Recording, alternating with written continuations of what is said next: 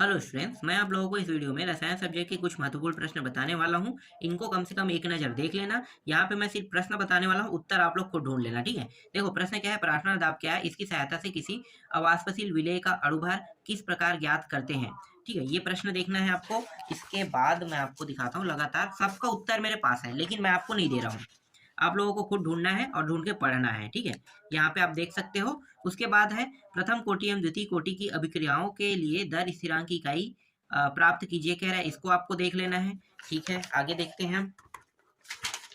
इसके बाद यहाँ पे देखो, ये जो प्रश्न है, ये क्या है, द्रव स्नेही कोलाइड है और यहाँ पे द्रव विरोधी कोलाइड है। ठीक है, इन दोनों में अंतर कहेगा तो इसको देख लेना।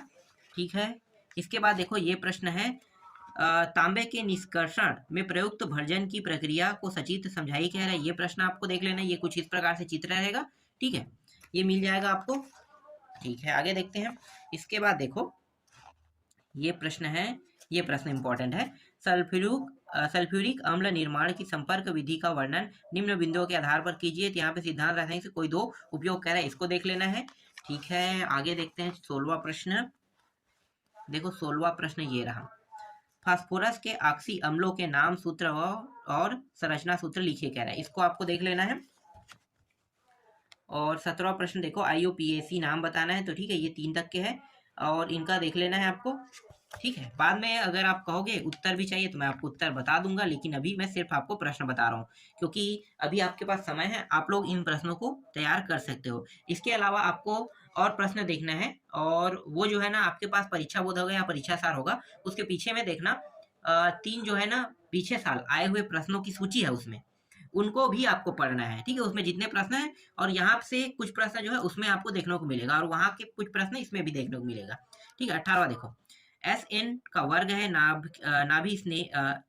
नाभिक स्नेही प्रतिस्थापन अभिक्रिया की क्रियाविधि को उदाहरण से समझाइए कह रहे, इसको देख लेना है। ये इंपॉर्टेंट प्रश्न है, ये भी इंपॉर्टेंट प्रश्न है। निम्नलिखित परिवर्तनों को किस प्रकार किया जा सकता है। ठीक है, इसको देख लेना है, इंपॉर्टेंट है। यहाँ पे प्रोपीन वाला है, प्रोपीन टू ऑल है, बेंजीन क्लोराइड है, बेंजीन एल्कोहल वाला है। ठीक है,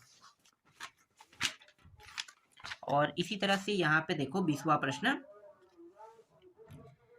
जीटर आयन क्या है समझाइए क्या है, इसको देख लेना। ठीक है, इसमें ब भी दिया है, प्रोटीन के बारे में बताना है, प्रोटीन का विकृतीकरण क्या है। ठीक है, इसको देख लेना।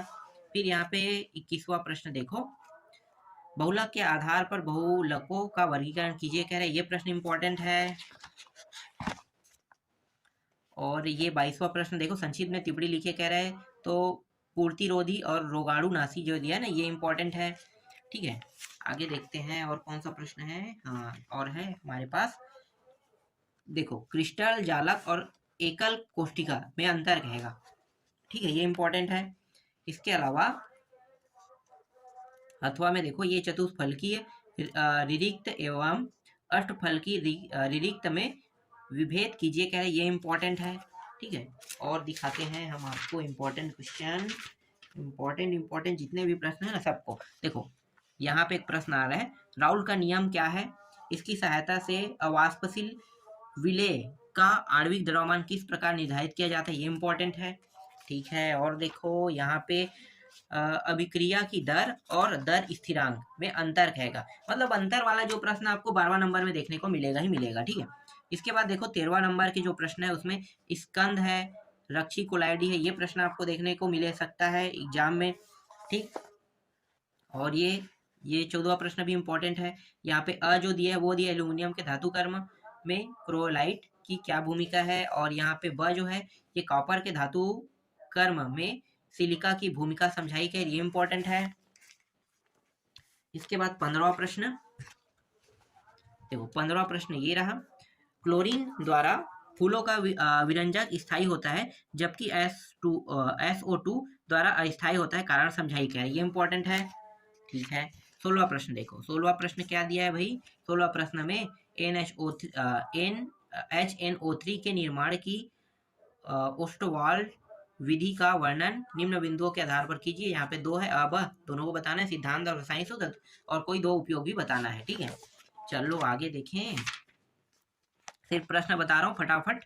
ठीक है, इन सभी के उत्तर को आपको खुद ढूंढना है। 17 में देखो यहाँ पे संरचना सूत्र बताना, तो यहाँ टेट्रा कार्बोनिल निकिल दिया हुआ है, पोटेशियम हेक्सासाइनोफेरेट दिया हुआ है, हेक्सामिन कोबाल्ट दिया है, क्लोराइड दिया हुआ है, ये है। ठीक है, 18वां में देखते हैं भाई। 18वां प्रश्न है यहाँ पे, क्लोरोफार्म का सूत्र व IUPAC नाम लिखिए, इन्हें रंगीन बोतलों में क्यों रखा जाता है। ठीक है, ये है। इसके अलावा 19वां जो प्रश्न है वो ये है कि प्राथमिक एल्कोहल है, द्वितीयक एल्कोहल है और ये तृतीयक एल्कोहल दिया हुआ है। ठीक है, इसके बाद मैं आपको दिखाता हूँ, यहाँ पे विटामिन ABCD की बात कर रहे हैं ना, तो विटामिन ACD के बारे में क्या बताना है आपको, बताना है कि विटामिन ABCD उनकी कमी से कौन से रोग होते हैं, इनके बारे में आपको बताना है। ठीक, आगे दिखाता हूँ, ये प्रश्न भी इम्पोर्टेंट है। निम्नलिखित बहुलकों के रासायनिक सूत्र एवं एकल के नाम लिखिए कह रहा है। ठीक है, तो यहाँ पे आप देख सकते हो, ये प्राकृतिक रबर दिया हुआ है, नियोप्रीन दिया हुआ है और यहाँ पे टेफ्लॉन दिया हुआ है। ठीक है, इनके बारे में बताना है। इसके बाद देखो नेक्स्ट प्रश्न जो है ये है, अम्लतारोधी क्या है, वो 2 उदाहरण दीजिए कह रहा है, इसका उत्तर देखना है आपको। ठीक है, यहाँ पे देखो डोपिंग क्या है, इसके 2 उपयोग लिखे, और यहाँ पे ब में जो दिया है वो ये है कि क्रिस्टल जालक में समन्वय संख्या से क्या तात्पर्य है, फिर क्रिस्टल जालक से आप क्या समझते हो। ठीक है, ये इंपॉर्टेंट है। इसके अलावा एक और प्रश्न है वो भी इम्पोर्टेंट है, यहाँ पे देखो, यहाँ पे आ गया ना, F केंद्र किसे कहते हैं, ये इंपॉर्टेंट है। तो इतने सारे मैं प्रश्न आपको बता रहा हूँ, ये जो अभी मैंने आपको बताया ये सभी 3-3 नंबर के प्रश्न हैं। ठीक है, इसके बाद 4-4 नंबर के प्रश्न और 5-5 नंबर के प्रश्नों को आपको बता दूंगा।